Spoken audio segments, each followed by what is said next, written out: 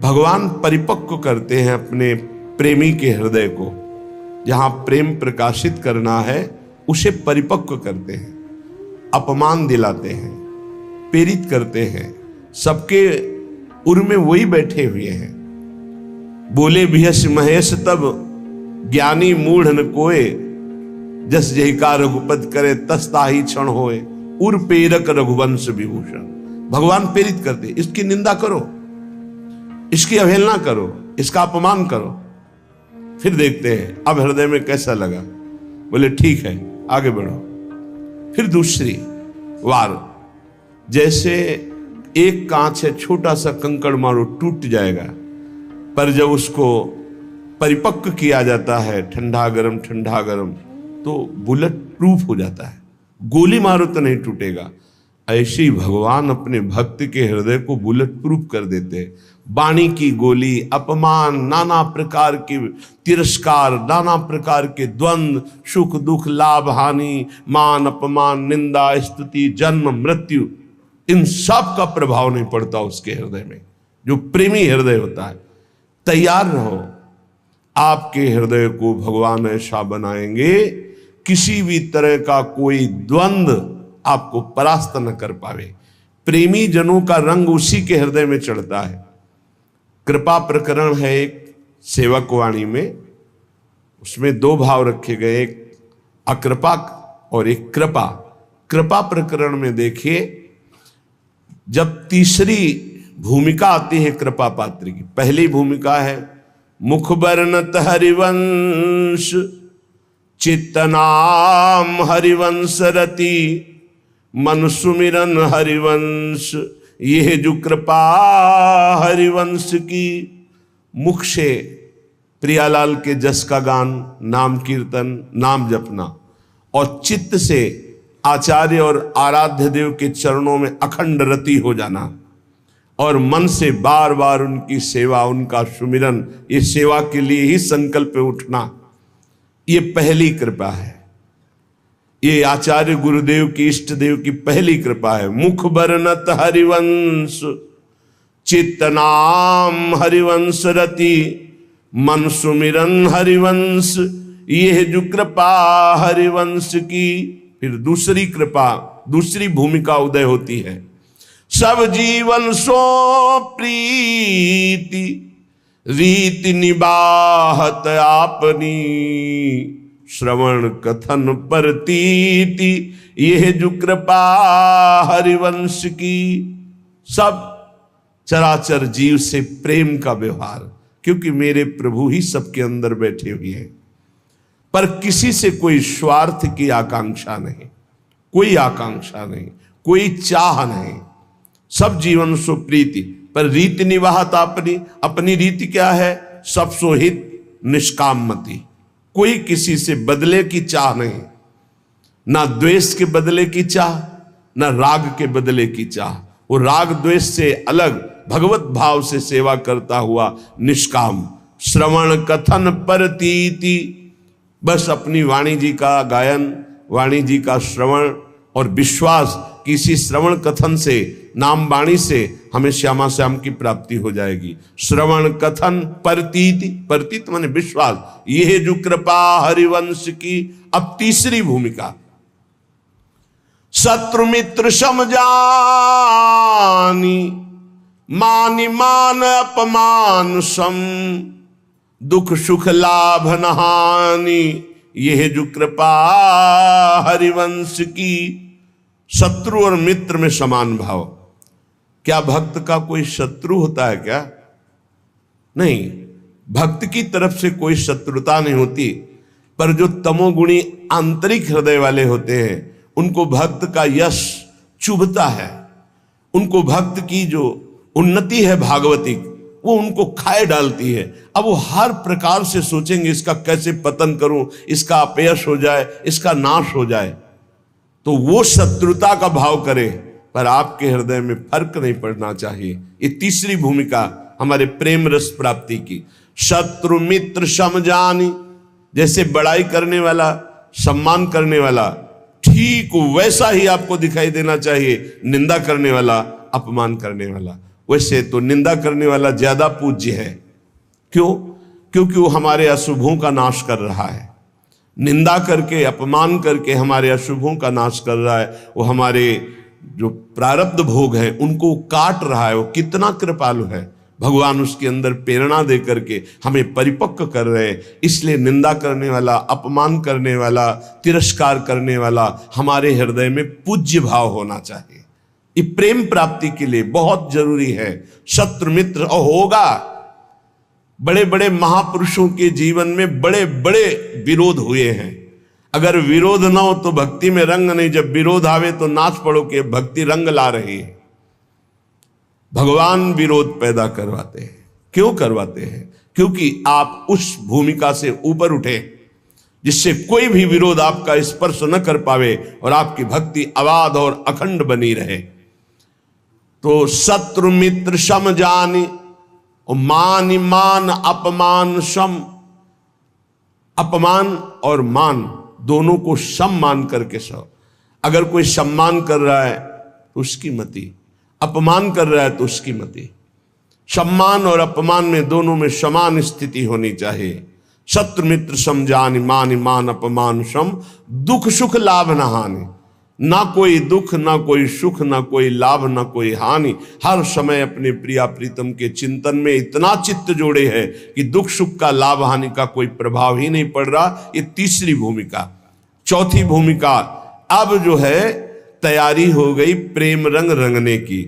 तो भगवान ने ऐसा रंग भेजा, ऐसा रंग रंगने वाला मिला दिया जिससे प्रेम रंग से हृदय रंग जाए।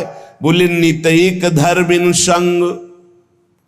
नित्य उसको प्रेमी जनों का संग मिल गया। बड़ा कठिन है, सही संग मिल जाना बड़ा कठिन है। भगवान की कृपा से मिलता है।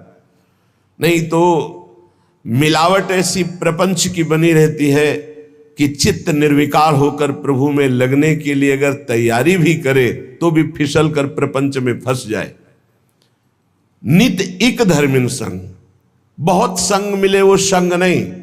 इष्ट मिले और मन मिले, मिले भजन रस रीति।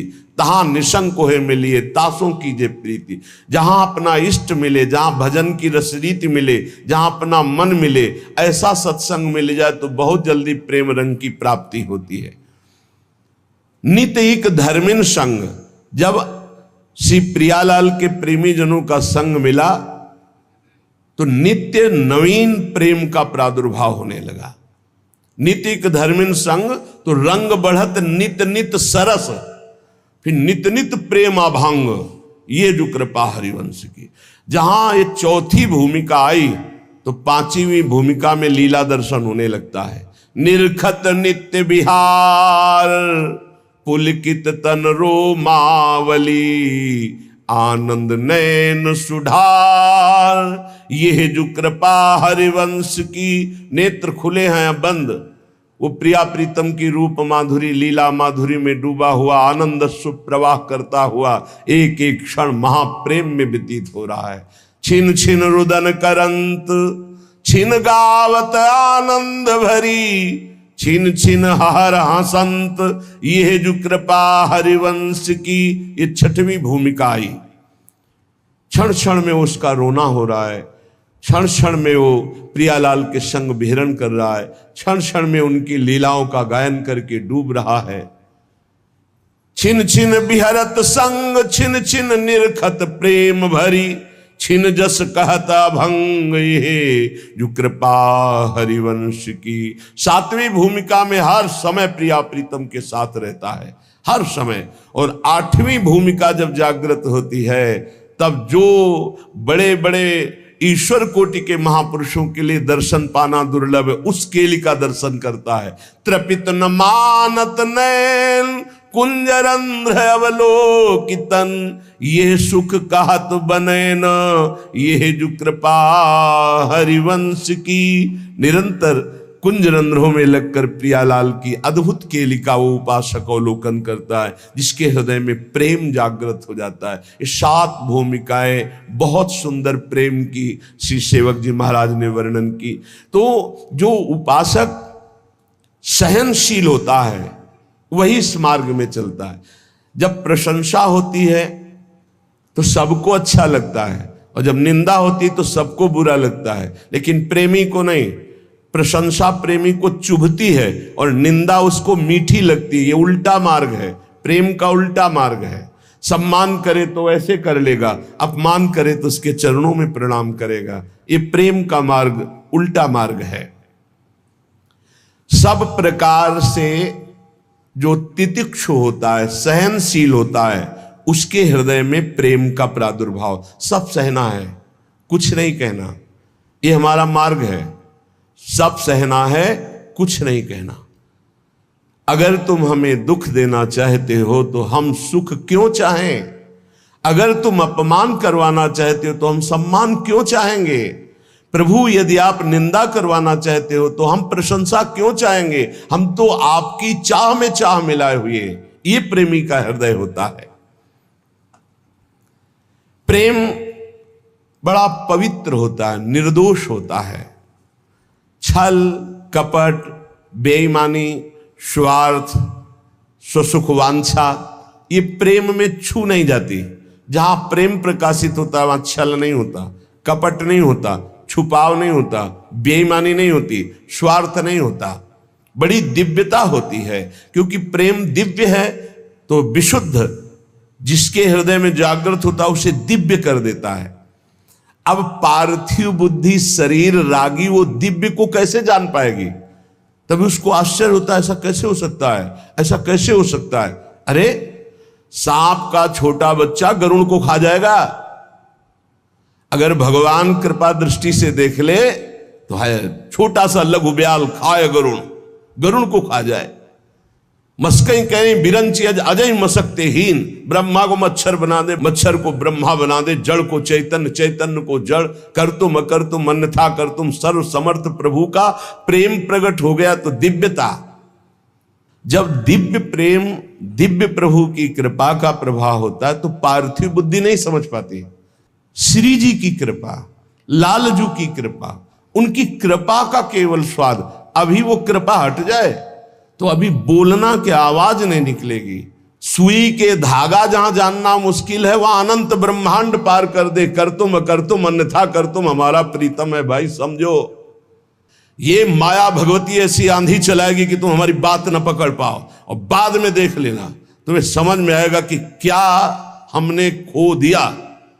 अब वो बोलवाना चाहते हैं, मूकम करोति वाचालम पंगुम लंघयते गिरिम यत कृपा तम हम वंदे परमानंद माधवम। वही माधव परमानंद बैठ करके मूक से वाचाल कर दिया।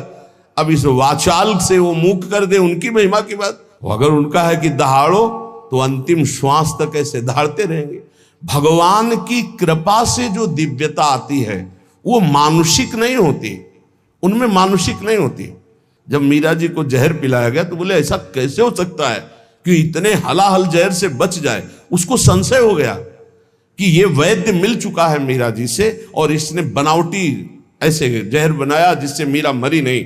बुलाओ उस वैद्य को। वैद्य को बुलाया, उसी कटोरे का एक बूंद जे भी चखाया गया, छटपटा के मर गया। मीरा जी की प्रार्थना से पुनः वो जीवित हो गए। कर तुम अकर तुम, भगवान की एक अपार सामर्थ्य है।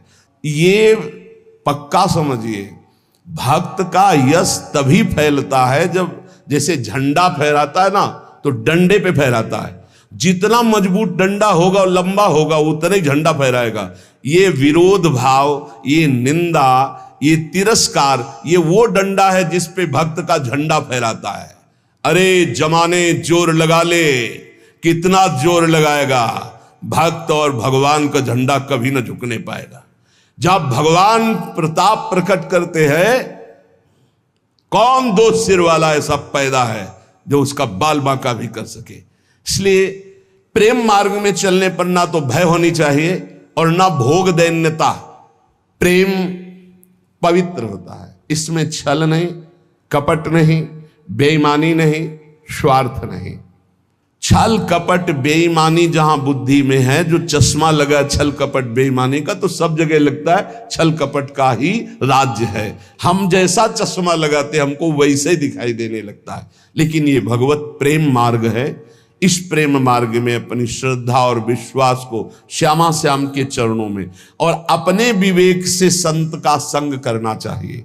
जहां हम बैठे हैं हमको क्या लाभ मिला है, जहां हम जुड़े हैं सुन रहे हैं उसमें हमारी बुद्धि की पवित्रता कितनी हुई है।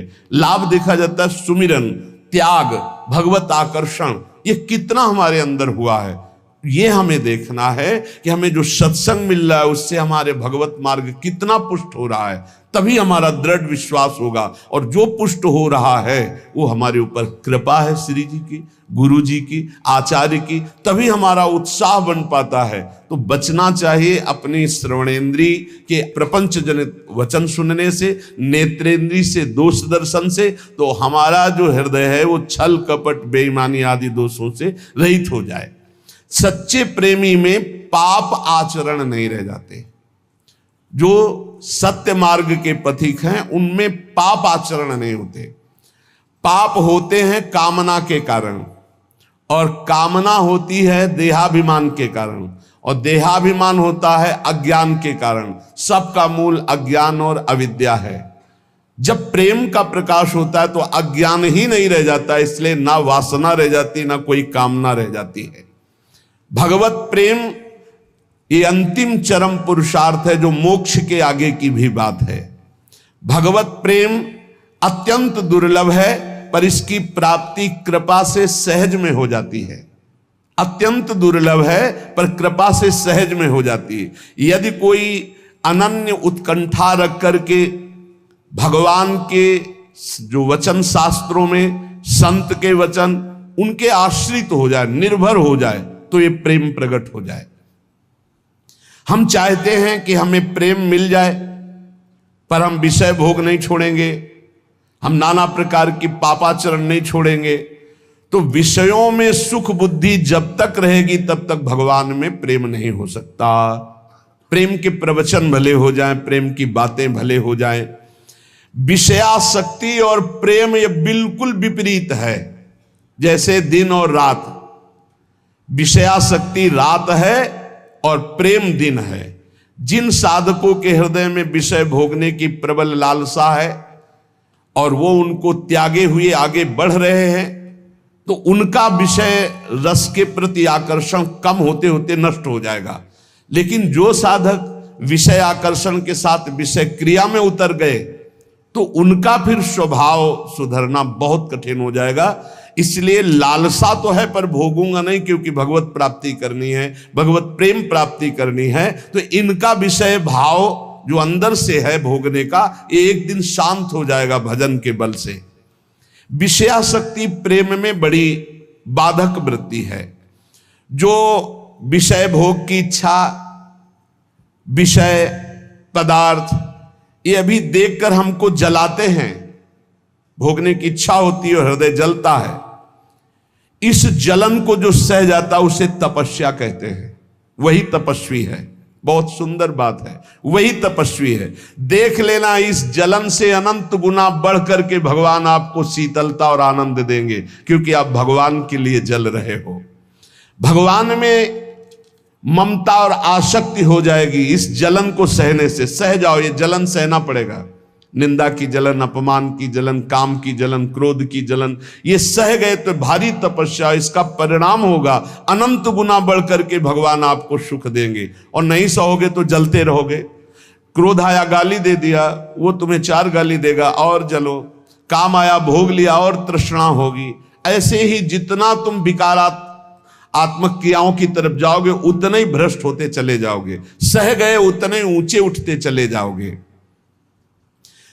प्रेमी को ऐसा अनुभव होने लगता है कि मेरा शरीर प्रभु को समर्पित है, ये प्रभु की वस्तु है, मैं इसे भोग नहीं सकता, ये प्रभु की धरोहर है।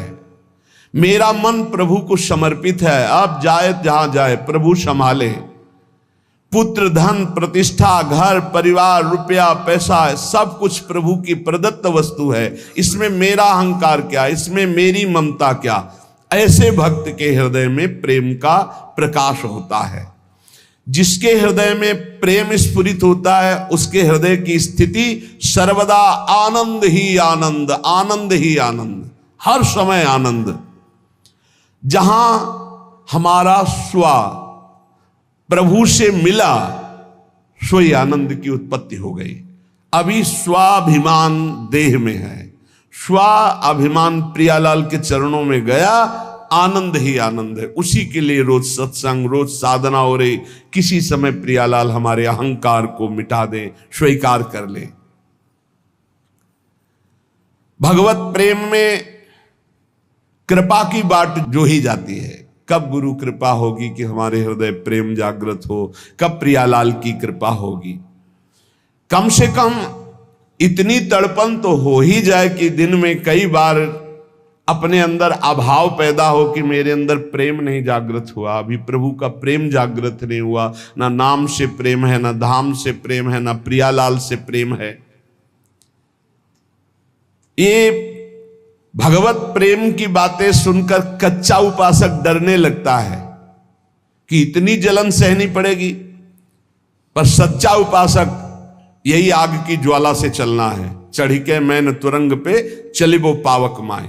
अरे मन घबरा जाता है कि अच्छा ये जलना पड़ेगा भगवत मार्ग में, तो जलना तो पड़ेगा। इधर जल लो, थोड़ी दूर जलन है फिर आनंद है, और इधर तो जलन ही जलन है। जलत ज्वालम, ये संसार जलती हुई ज्वाला के समान, काम क्रोध लोभ मोह मद मत्सर। प्रेम का मार्ग थोड़ी दूर का ये जलन वाला है।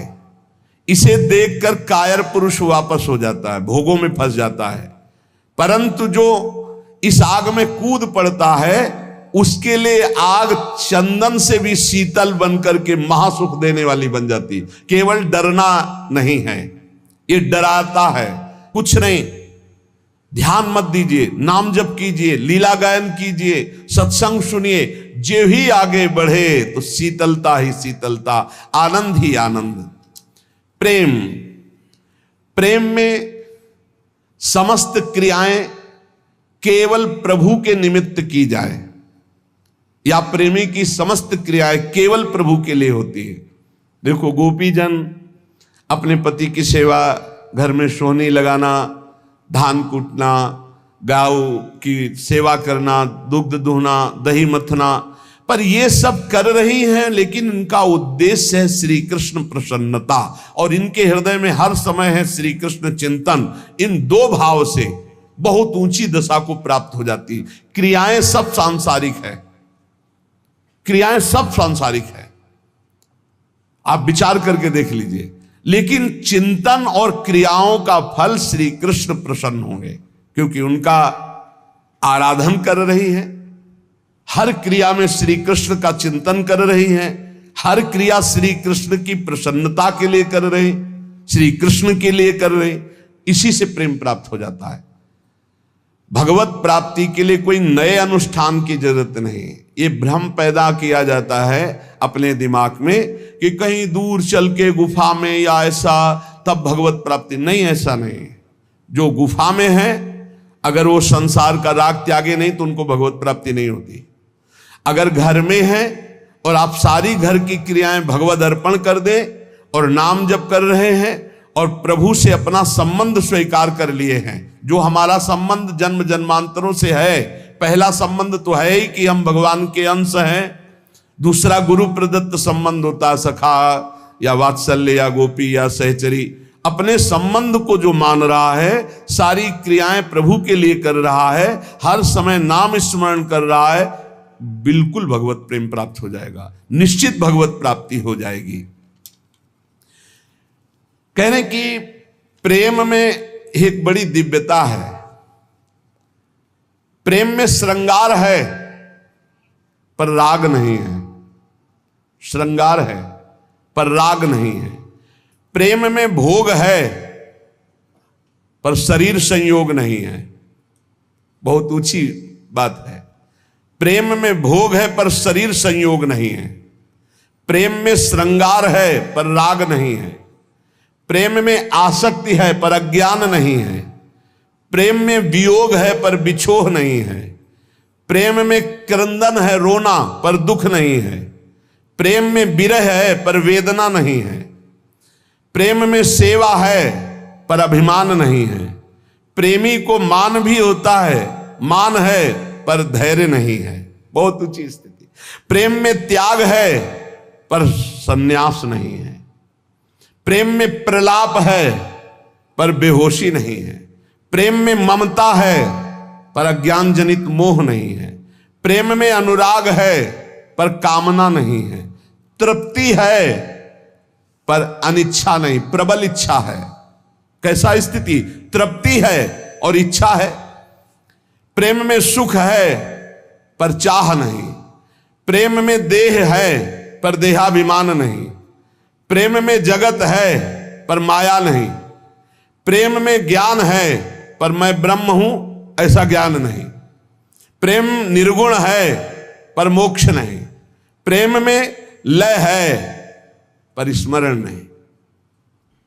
लय किस कोटि का? मैं भगवत चिंतन में लय, ये स्मृति भी गई। इस उच्च कोटि की अवस्था को प्रेमी प्राप्त होता है। ऐसे प्रेम की प्राप्ति के लिए कुछ साधन बताए जाएंगे। कह रहे हैं कि इसमें सबसे पहली बात है कि जो भगवान की कृपा से आपको महापुरुषों का संग मिला, अभी गुरु नहीं बनाया, महापुरुषों का संग मिला, सत्संग सुना, उसमें जब आप श्यामा श्याम की प्रियता की बात सुने, श्यामा श्याम की शरणागति की बात सुने, तो आपके हृदय में उसी समय बैठना चाहिए कि अब हमारे आराध्य देव श्यामा श्याम हैं। दूसरा, श्यामा श्याम को कैसे प्राप्त करूं, ऐसे साधन की चाह। तीसरा, किसी में भी न्यून भाव या दोष दृष्टि का भाव। चौथा, केवल भगवत प्राप्ति की चाह। ये चार बातें जब हृदय में प्रकट होती है तो प्रभु कृपा करते हैं और उनको संग देते हैं किसी रहस्य रस में डूबे हुए प्रेमी का, जो प्रभु के रहस्य रस में। अब प्रतिक्षण उसको यह लगता है मैं आगे कैसे बढ़ूं मार्ग में, बिना रसिक गुरु के आगे बढ़ा नहीं जाता। उसके हृदय में ये पुलक होने लगती कि मैं अपना मन, अपना प्राण, अपना शरीर, अपना सर्वस्व किसी महापुरुष के चरणों में समर्पित करके और उनके बताए हुए मार्ग पर निश्चिंत होकर चल पड़ूं। हे प्रभु, ऐसी हम पर कृपा करो।